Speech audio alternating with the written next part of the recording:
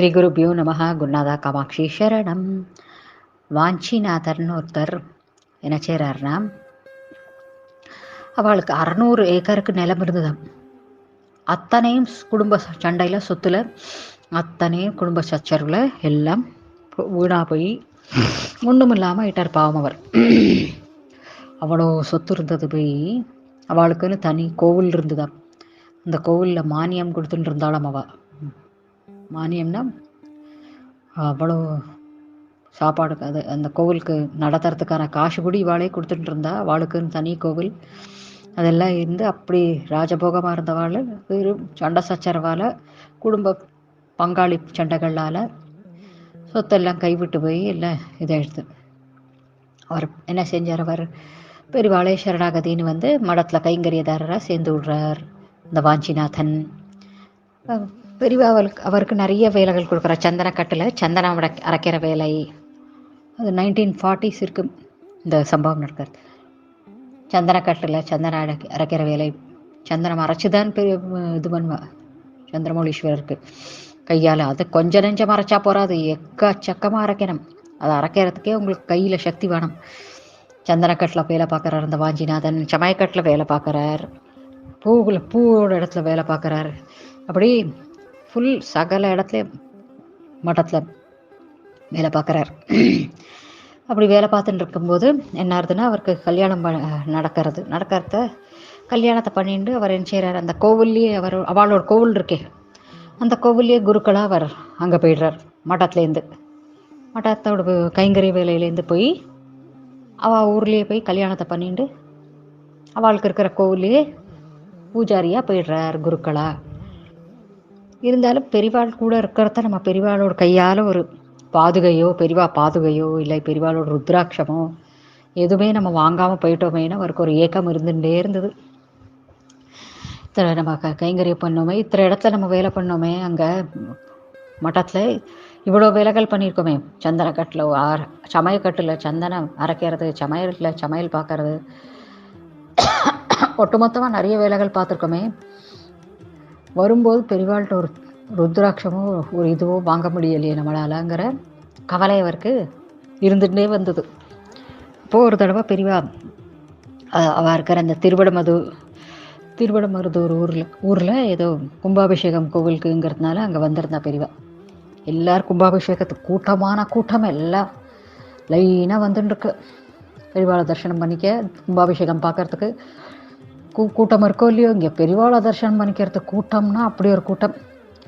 வழியில் 2 பிராமணர்கள் குடுமையை வச்சுட்டு போங்க போங்க போங்க போங்க போங்க போங்க நின்றுருக்கா. போங்க போங்கன்னு சொன்னாலே பெரியவாளுக்கு சுத்தமாக பிடிக்காது. பெரியவா உட்காந்து கவனிச்சுட்டே இருக்கா. 2 பிராமணர்கள், அந்த கோவிலோட பிராமணா போல் இருக்கு, குருக்களோ யாரோ தெரியலை. பரவாயில்லாரே பெரியவாள்கிட்ட பார்க்கறதுக்கு லைனில் வந்துட்டுருக்கா. போங்க போங்க போங்க ஜெர்கண்டிம்பாளே அது மாதிரி பாங்க பாங்க பாங்கன்னு தள்ளி விடுறது. பெரியவாளுக்கு கோபம் வந்துட்டு, போங்க போங்கன்னு சொல்லாதீங்கடா, வாங்க வாங்கன்னு சொல்லுங்க, வாங்கன்னு சொன்னாலாவது யாரோ வராளான்னு பாருங்க அப்படின்னு பெரியவா சொல்கிறேன். அவளாக அதெல்லாம் காதலே வாங்கிறதுல அந்த கோவில் பூஜாரிகள் போங்க போங்க போங்க போங்கன்னு லைனை தள்ளி விடுறதுங்க. அந்த லைனில் திருவடமதுரில் தானே அதெல்லாம் அந்த கும்பாபிஷேகம், அங்கே தானே இந்த வாஞ்சிநாதன் இருக்கார். அவருக்கு பெரியவா வந்திருக்கிற செய்தி தெரிஞ்சதும் பெரியவாளை பார்க்கணும், எப்படியோ ருத்ராட்சம் வாங்கணும். ஆனால் பெரியவாளுக்கு நம்மளை ஞாபகம் இருக்கோ இல்லையோ, நம்ம தான் வேலையை விட்டு வந்து 10 வருஷத்துக்கு மேலே ஆகிடுது, பெரியவாளுக்கு நம்மளை ஞாபகம் இருக்கோ இல்லையோன்னு ரொம்ப சங்கோச்சம் தயங்கியபடியே போகிறார். போயிட்டு அங்கே க்யூவில் நிற்கிறார். இதுகள் 2 இங்கே அந்த 2 வாத்தியார்களும் போங்க போங்க போங்கன்னு எல்லாரையும் தள்ளி விட்டுருக்கு. பெரியவாளை தரிசனம் பண்ணிக்க கூட விடுறதில்லை, நமஸ்காரம் பண்ணுறதுல போங்க போங்க பண்ணியாச்சு போங்க போங்க போங்க அப்படி தள்ளி விடுறது. பெரியவா அதெல்லாம் பார்த்துட்டே இருக்கா. அங்கே ஓரம் இதில் உட்காண்டு கோட்டாய் மாதிரி ஒரு இடத்துல உட்காந்து பார்த்துட்டு இருக்கா. இந்த வாஞ்சிநாதனும் அங்கேருந்து மெதுவாக அப்படி வந்துட்டுருக்கா லைனில். அப்போ பெரியவா கிட்ட வரத்தா அதுகள் 2 போங்க போங்க போங்கன்னா ஒரு ருத்ராட்சம் பெரியவாள்கிட்டேருந்து ஒரு ருத்ராட்சமான, அதெல்லாம் முடியாது போங்க போங்க இவாளே சொல்கிறா. சொல்லி அந்த வாஞ்சிநாதனை தள்ளி இது பண்ணுறா, முன்னாடி போங்க போங்க. பெரியவா இருடா அப்படிங்கிற பெரியவா. 2 பேரையும் கொஞ்சம் இருங்க அவர் யாரு இங்கே கூப்பிடுங்க. என்ன வேணாமா அவனுக்கு? என்னவோ கேட்குறானே. ஒன்றும் இல்லை பெரியவா, ஏதோ ருத்ராட்சங்கிறான், அவனை இங்கே வர சொல்லேன் அப்படிங்கிற பெரியவா. அப்போது அவன் வாஞ்சிநாதன் உள்ளே போகிறான். யார் வாஞ்சியா அப்படிங்கிற பெரியவா அவனை பார்த்து. ஆமாம் பெரியவா, நீ தானே இந்த சமயக்கட்டில், சந்தனக்கட்டில், பூஜை கட்டில், நம்ம மடத்தில் அத்தனை வேலையும் பார்த்துருக்கா இல்லையா நீ அப்படின்னு கேட்குறாளே. பார்க்கணும் இந்த 2 பூஜாரிகளுக்கு வாயடைச்சு போயிடுறது. நீ இத்தனை வேலைகளும் அஷ்டாவதானியாக இருந்து நீ எல்லாத்தையும் பார்த்துருக்கியே ஒத்த ஆளா மட்டத்தில் 10 வருஷத்துக்கு முன்னாடி. அந்த வாஞ்சி தானே நீ? ஆமாம் பெரியவா. அவருக்கு காலில் ஜலம் கொட்டுறது. அப்போது 2 பேரையும் பார்க்குறா பெரியவா. அவனுக்கு இப்போ ருத்ராட்சம் கொடுக்கலாமோன்னு. அவன் மட்டத்தக்க ஒரு காலத்தில் அத்தனை வேலைகளும் பார்த்துருக்காரு. அவர் சமாயக்கட்டுலேருந்து சந்தனக்கட்டு வரைக்கும் எல்லா வேலையும் பார்த்துருக்காரு. அவருக்கு இப்போ ருத்ராட்சம் கொடுக்கலாமோன்னு அப்படிங்கிற பெரியவா 2 பேரையும் பார்த்து, இந்த 2 வாத்தியர்களையும் பார்த்து.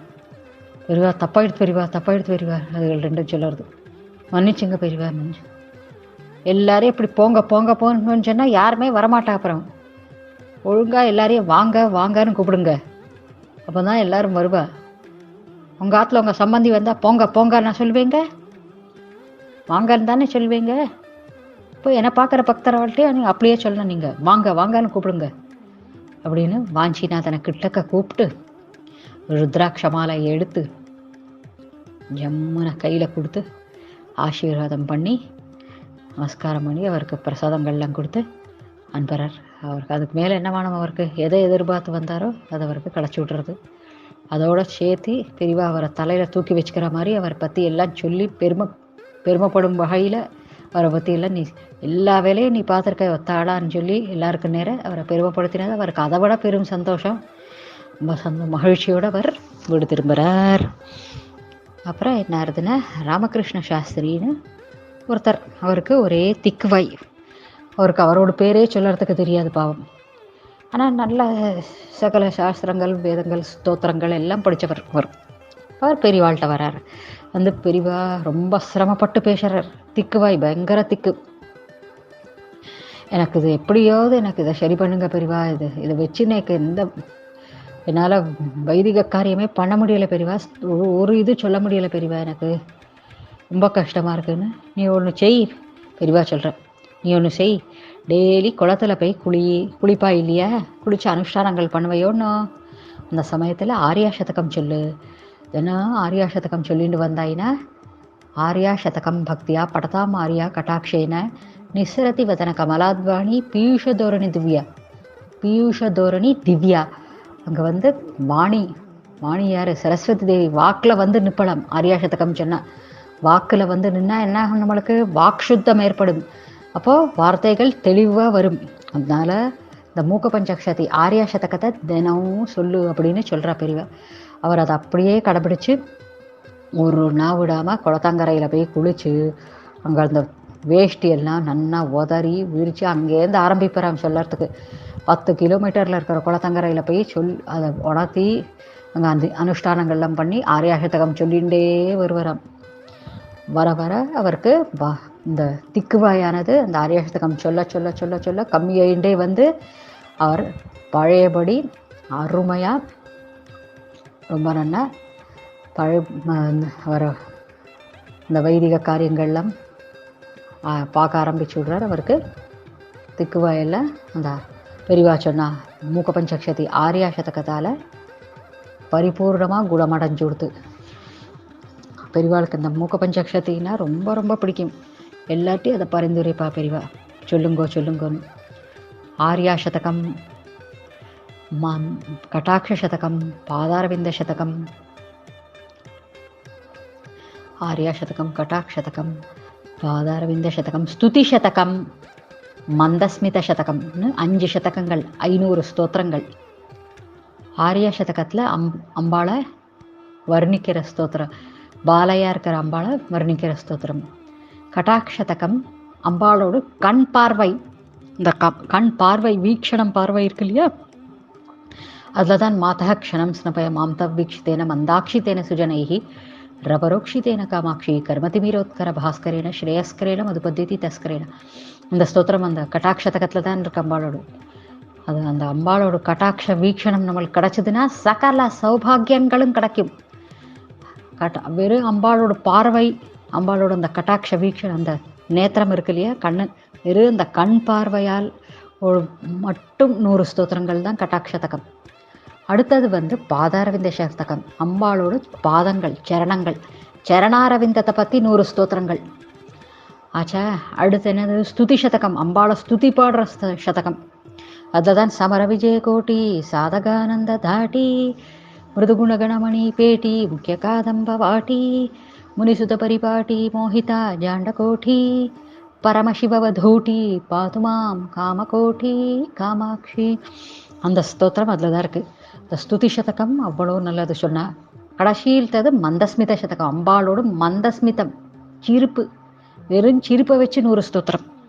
இது மாதிரி காளிதாசர் மூக்க கவி இருக்காரே, மூக்கர், அவருக்கு வாயில் பேச்சே வராது. அவரோட வாயில் இந்த 500 சதகங்கள் அம்பாள் காமாட்சி தாய் அவருக்கு வாக்கு சுத்தம் கொடுத்து அவருக்கு வருத்தியிருக்கார். அவரோட வாயில் இந்த 500 ஸ்தோத்திரங்களும் அம்பாளோட காமாட்சியோட தயவில் வந்திருக்கு. ஒரு சதகமும் ஒரு ஆணிமுத்தியமாக இருக்கும், அவ்வளோ அருமையாக இருக்கும். அம்பாளை ஒரு இதுவும் அம்பாளோட அவ்வளோ அருமையாக இருக்கும். இந்த பெரிவா எல்லார்ட்டையுமே பரிந்துரைப்பா. இதில் இந்த ஆர்யா சதகமானது ரொம்ப விசேஷம்.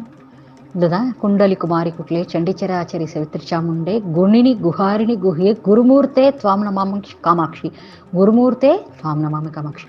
அம்பாள் வந்து குருஸ்வரூபமாக இருக்காங்கிறது இந்த ஸ்தோத்திரத்தில் நம்மளுக்கு தெரியறது. இந்த இது மாதிரி இந்த சதகங்கள்லாம் படிக்கணும், நம்மளுக்கு ரொம்ப நல்லது அப்படின்னு பெரியவா எப்போவுமே சொல்லுவாள். குருநாதா காமாட்சி சரணம்.